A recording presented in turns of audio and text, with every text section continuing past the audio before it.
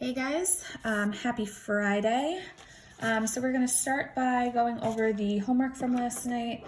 I know that last night's homework may have been a little more on the challenging side, just with all the unit conversions and everything like that. So I'm gonna make sure to go over every problem in depth. And then of course, if you have any questions, you know I am available via email, or we could schedule some sort of virtual extra help when the school has allotted time for math.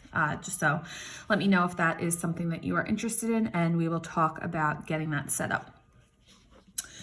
So for number one, they say that we have a shipping container that is in the shape of a rectangular prism, and they want to know the weight of the container. So weight is going to be found by doing the volume times the density. They give us that the density is 0.25 pounds per cubic feet. They don't give us the volume. So the first thing that we have to find is the volume, which is length times width times height. So 12 times 8.5 times 4. So I get that the volume is 408 feet cubed, and then my weight is my volume times my density. So I multiply 408 times 0.25, and I get that the weight is 102. For number two, we have a hemispherical tank with a diameter of 10 feet. The water weighs 62.4 pounds per cubic foot. So I can see here I have feet and feet, so that is good. And then what is the total weight to the nearest pound? And I have pounds and pounds. So there's no conversions that I need to do here. All of my units sync up, okay? So again, the weight is the volume times the density. They've only given me the density, so I need to find the volume.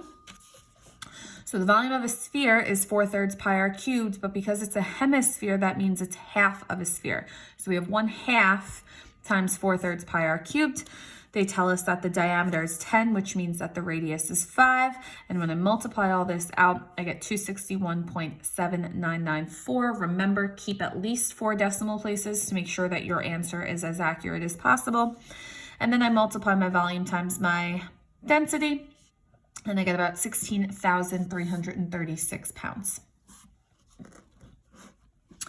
Number 3 says Molly wants to make a lawn ornament in the form of a solid sphere. So again, my volume formula is 4/3 pi r cubed. We have inches and inches, so we're good. And then we have pounds and pounds. So again, we're good. No conversions that we have to do here. So I find the volume.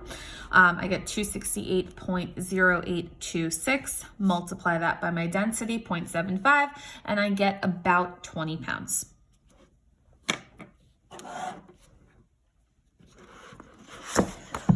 Let's see. The next one that you had to do, I'm pretty sure I did everything else on paper because there was no room for me to do it. In the book. Okay, so the next one you had to do was number 7. And number 7 says that a contractor needs to purchase 500 bricks. The dimensions of each brick are 5.1 centimeters, blah, blah, blah, blah, blah. And the density of each brick is 1,920 kilograms per meter cubed. The maximum capacity is 900 kilograms. Can the trailer hold the weight of bricks? Okay. So first issue is that the density is in kilograms per meters cubed, but we're given the length in centimeters. So I first need to convert my centimeters to meters. So 1 meter is 100 centimeters. So I'm going to take all of my centimeter measurements and multiply them by 100 to get these values here. Not multiply them by 100, divide them by 100. I'm sorry, I'm converting to meters. So I'm going to take each one of these measurements and divide them by 100 to convert them to meters. Sorry about that. Then I need to find the volume of one brick. So the volume of a brick, length times width times height. And I got this long decimal, okay? But this is the volume of one brick. I want to purchase 500 bricks. So I need to know what the volume of 500 bricks is. So I multiply this value by 500. So this value in red here is the volume of 500 bricks. And now I want to know, can the trailer hold the weight of 500 bricks? So if I'm finding the weight, It's the volume times the density. So we found that the volume of 500 bricks is 0.528003. The density that they give us is 1,920 kilograms per meters cubed. When I multiply those together, I get 1,013.76, okay? And this means that the trailer cannot hold 500 bricks because it said that the maximum capacity was 900 kilograms. And since the value that we got is larger than 900 kilograms, we would not be able to transport 500 bricks.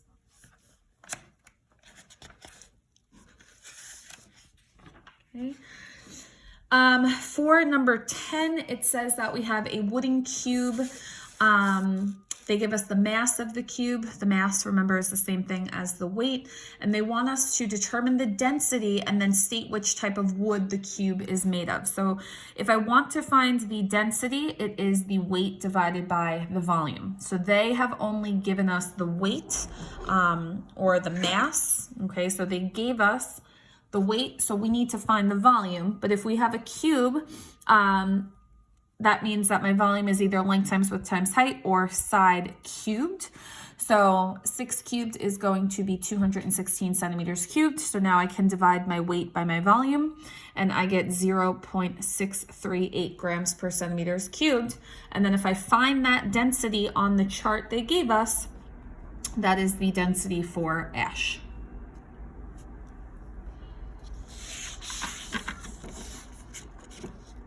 Okay. For number 12, we have 2 different sized Petri dishes. And we want to know which dish has the greater population density. So remember that population density is the population divided by the area. Sorry, I thought I had to sneeze. So the population density is the population divided by the area, but what they don't give us is the area. So the only thing they give us is the population of each Petri dish. We need to find what the area of each Petri dish is. Because each Petri dish is a sphere or a circle, we know that the area of a circle is pi r squared. If the diameter is 51 millimeters, that means that the radius is 25.5. So I find that the area here is about 2042.8206. Again, keep as many decimal places as possible. And then I divide my population by my area and I get about 19.5808. I do the same exact thing for Petri dish B. I need to find the area first. If my diameter is 75, my radius is 37.5. So I get 4417.8647. Divide my population by my area, I get 16.29, and that means that Petri dish A has a greater population density.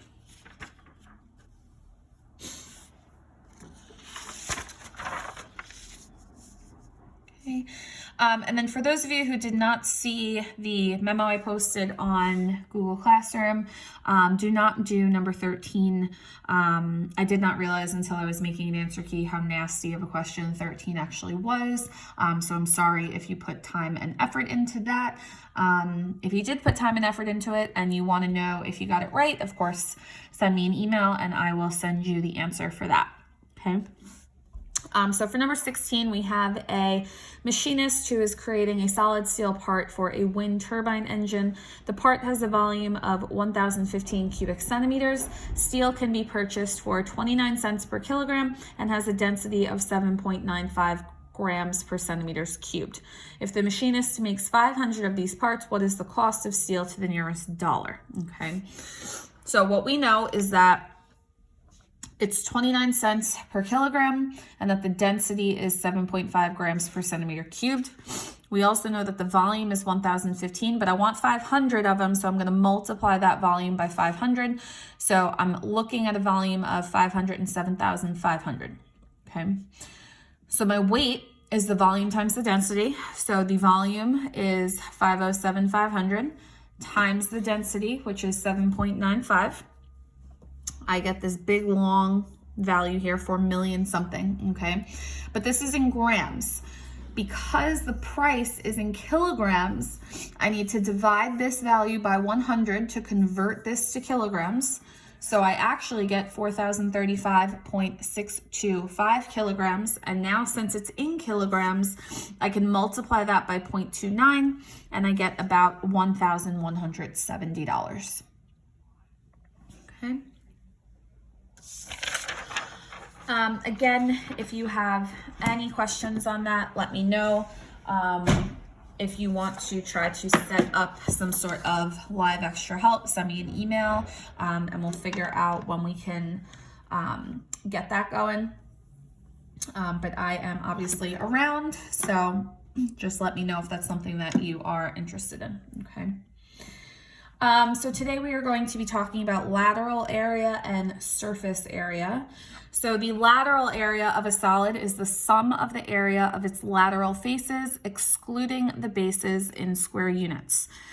The surface area of a solid is the sum of all the areas of all its surfaces, including the bases. So, for example, a rectangular prism has 4 lateral faces. So the lateral faces are the faces that kind of go around the side of the prism.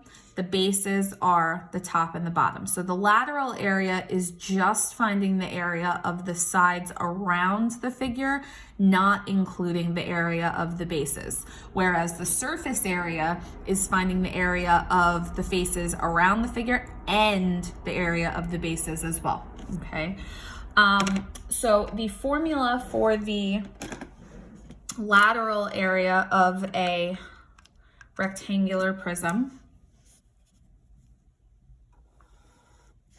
is 2LH plus 2WH, where H is the height of the prism and L and W are the length and the width of its base.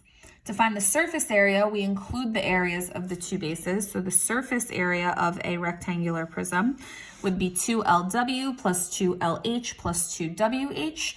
Length is L, width is W, H is height. Cylinders. For a right cylinder, the lateral surface is really a curved rectangle. We can imagine cutting the lateral surface vertically and laying it flat on a surface as shown below. The length of the resulting rectangle would equal the circumference of the cylinder's base, and the width would equal the cylinder's height. Therefore, the lateral area of a cylinder is either pi dh or 2 pi rh. Notice that pi d is the circumference of a circle, 2 pi r is also the circumference of a circle. So the only thing that is changing is that you're taking the circumference of your circle and multiplying it by the height of the figure itself, okay? To find a cylinder's surface area, just add the areas of the two circular bases to the lateral area. So the surface area is 2 pi r squared plus 2 pi rh. So the pi r squared, I'm taking 2 of that because there's 2 bases of a cylinder. There's the top base and the bottom base, so I'm doing 2 areas. And then 2 pi r h comes from the circumference of a circle multiplied by the height of the cylinder, okay?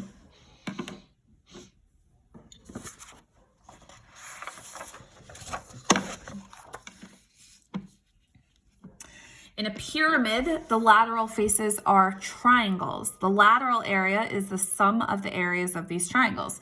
Each triangle has a base and a height, but to distinguish the height of the triangle from the height of the pyramid itself, we call it the slant height.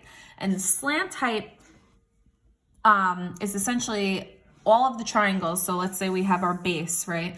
And all of the lateral faces kind of slant up to the point of the pyramid, okay? So they're not standing straight up, they're kind of slanted to meet that apex of the pyramid. So that's what's called the slant height. In a regular pyramid, the triangular faces are congruent, which makes it easier to calculate the lateral area. For a regular pyramid with a base of n sides, with each side b units in length, the lateral area is equal to n times 1/2 BL, where L is the slant height. So you should be noticing there's a lot of formulas today. You will have access to all of them though. We can find the surface area of a regular pyramid by adding the area of the base B to the lateral area. So the surface area is big B plus LA. Remember that we said that big B is equal to the area of the base.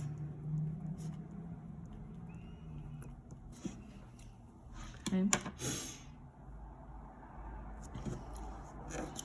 And then it depends on, you know, what your base is, whether it is a triangular pyramid or a rectangular pyramid or a square pyramid, okay?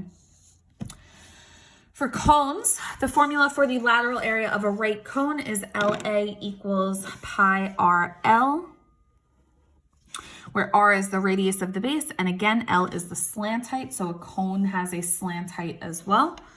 The formula for the surface area of a right cone is surface area equals big B plus LA, so the area of the base plus the lateral area, but the base of a cone will always be a circle, so it's pi R squared plus pi RL. Okay, this is the only part of it that you need to be concerned with. Okay, so it's essentially saying this, or this part is the more in-depth version of this. Okay, so the big B, the area of the base of the circle is pi R squared, and your lateral area is pi RL. Okay, so this is really the part of it that you want to be concerned with. And then for spheres, the formula for the surface area of a sphere is pi R squared. There is no formula for the lateral area of a sphere because a sphere does not have lateral faces, okay? A sphere is just one surface. There's no defining sides to a sphere, so we can only find the surface area of a sphere, okay? So steps for lateral and surface area, obviously you always need to pay attention to unit conversions first. So look for unit conversions, determine the shape or shapes being used, find the lateral area, add the lateral area of the bases for the surface area, or for surface area, your units are always squared, which makes sense because you're finding the area of something and we're used to the area being in units squared. So whenever you are finding the surface area or the lateral area, your units are always squared, okay?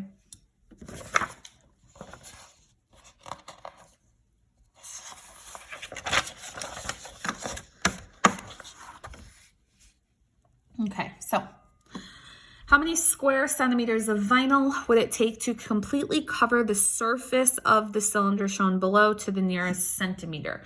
So if they're asking us to cover the surface of the cylinder, that means the whole thing. That means I want what's around the outside, and I also want the top and the bottom, okay? If they said to me, how much vinyl would it take to go around a cylinder, that would just be the lateral area. But because I'm covering the whole surface of the cylinder, I want what's around the outside, and I also want the top and the bottom, okay?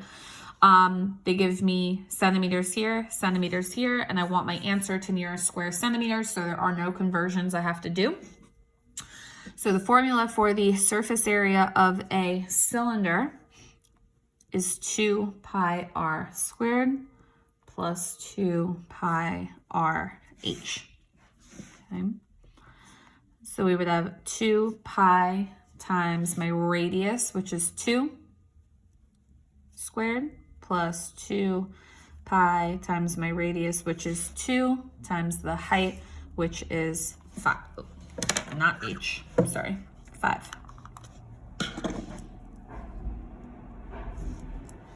Okay, and then you are just going to plug that into your calculator.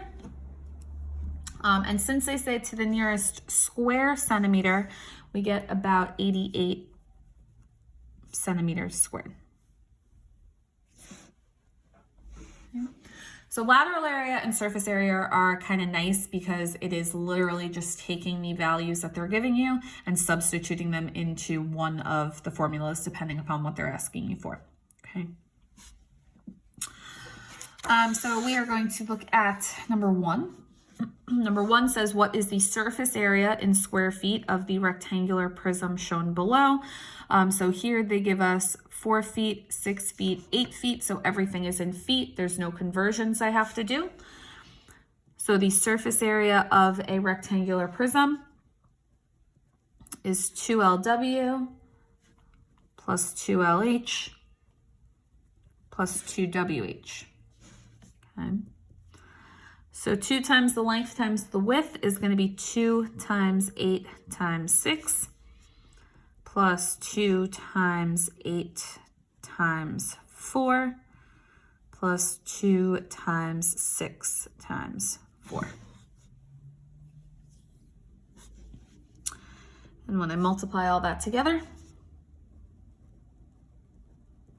I get 208 feet squared.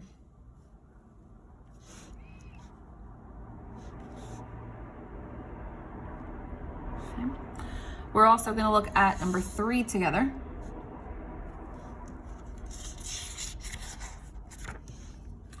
So number 3 says, the volume of a cube is 64 cubic inches. What is its total surface area in square inches? So now they're telling us the volume of a cube, okay? So knowing the volume of a cube means that I am able to figure out what the length of one of the sides is, because I know that the lengths of the sides of a cube are all congruent to one another. So for a cube, I know that the volume is equal to side cubed, or length times width times height, okay? If they're telling us that the volume is 64, I can solve for what one of the side lengths is equal to by taking the cubed root of both sides. Okay, you can do the cubed root in your calculator. So let's just see. Yeah, okay. So if you hit the math button and then scroll down to option 4, notice that there is a little 3 in front of the square root symbol. That stands for cubed root. So if you scroll down to option 4 and press enter, you'll notice that it's going to give us the cubed root of 64, and we're going to get 4. Okay, so this means that one of the sides of a cube is equal to 4. Okay, and now that I know that, a cube is considered a rectangular prism. Okay, so we know that the surface area is 2LH plus 2LW plus 2WH. And that means we're just going to have 2 times 4 times 4 plus 2 times 4 times 4 plus 2 times 4 times 4, or 96 inches squared.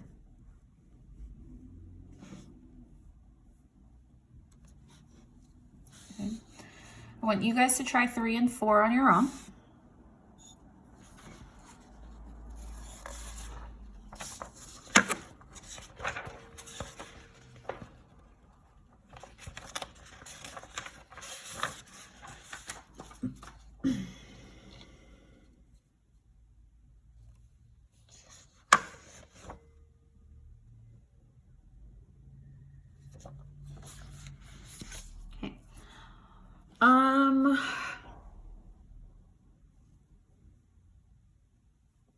I want you guys to try number 5 on your own as well. Okay. What they're saying for number 5 is that we have 3 different cylinders with radii of 2, 4, and 6. They all have equal volumes of 144 pi each. Make a table showing the height and surface area of the 3 cylinders, and then which cylinder has the least surface area. So if you think about what's happening,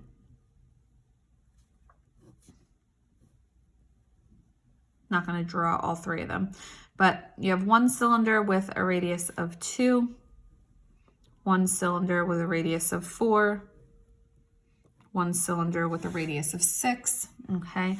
And they say that the volume of all 3 of them is 144 pi, okay? So you can use the volume to help you solve for the height, and then once you know the height, you can find the surface area, okay? So I want to see what you guys can come up with for number 5.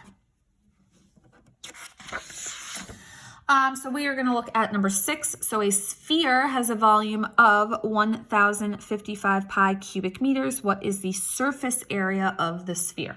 Okay. So, first of all, the formula for the surface area of a sphere is 4 pi r squared. But all they give us is the volume. So what I need to find is the radius. We know that the formula for the volume of a sphere is 4/3 pi r cubed. And if they tell us that the volume is equal to 1,055 pi, I can substitute that into the volume formula to find what our radius would be. Okay. So, let's see how we want to do this.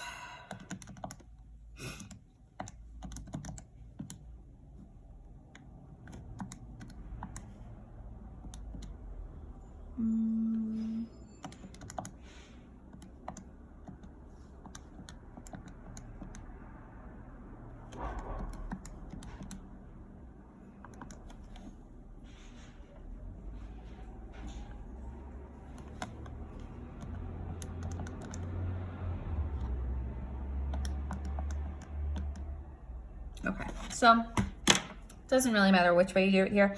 You could either divide by 4/3 pi, or you could multiply by the reciprocal, which would be 3/4.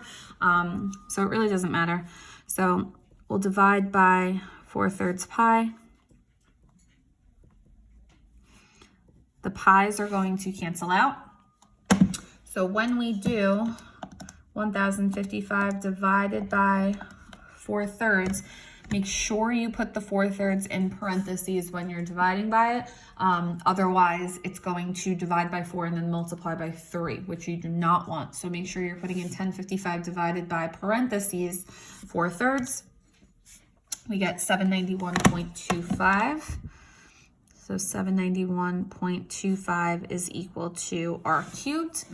And then we know that we can take the cubed root of both sides to get r by itself. So again, math, option 4, 791.25, and we get 9.2492. Okay, again, we want to keep as many decimal places as we can. 9.2492 is our radius. And now that we know what the radius is, we can substitute that into our surface area formula. So the surface area is going to be equal to 4 pi times 9.2492. So we have 4 pi times 9.2492. And they do not say how to leave your answer, so let's go with nearest tenth. So we get 116.2 meters squared.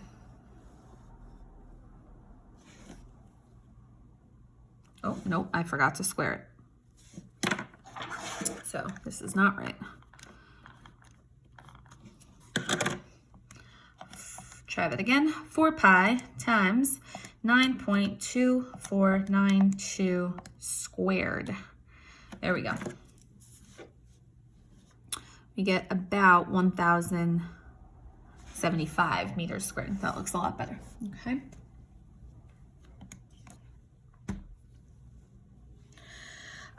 Okay. Last one we're going to do together is number 7.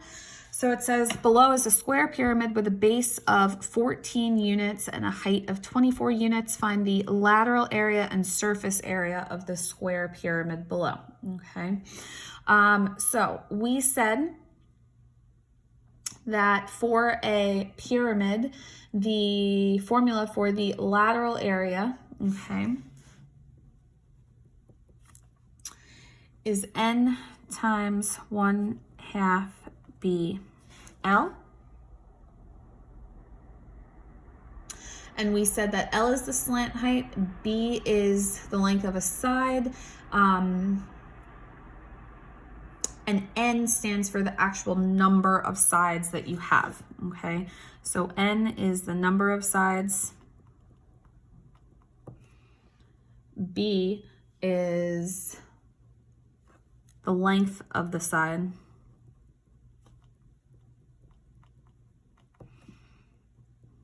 And L is your slant height.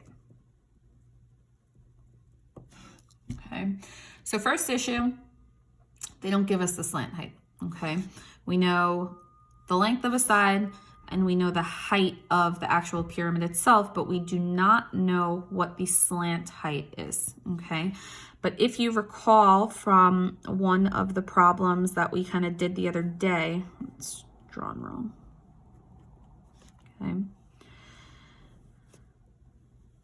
We have a right triangle here. Okay, so this is a right angle.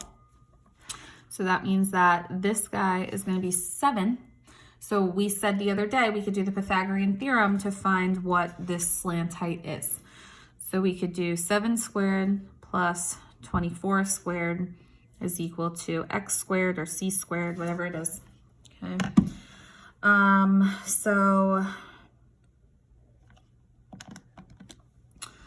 we would have 49 plus 576 is equal to x squared. 625 is equal to x squared. So we get 25 is equal to x. So our slant height here is 25. Okay, so now that I know that, now I can start substituting some values. So the number of sides of the base, it's a square, so there's 4 sides. Then we have 1/2 times b. B is the length of a side. The length of a side is 14. And the slant height, or our L, we found is 25. Okay. So,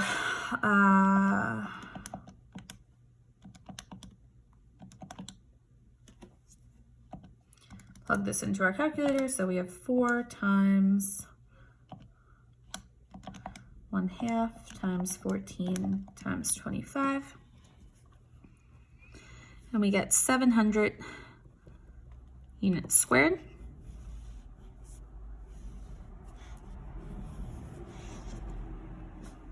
They also want us to find the surface area. So the surface area of a pyramid is big B plus the lateral area, okay?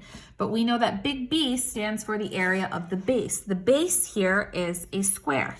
So that means that we're gonna have really side squared plus our lateral area, which we already know is 700. We calculated the lateral area already, so there's no reason to sit there and substitute all this in again, okay? So we would have 14 squared plus 700,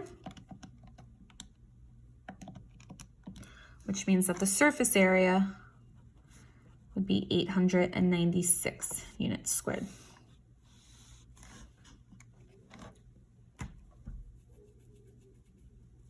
Okay. All right, again, if you have any questions, please feel free to send me an email.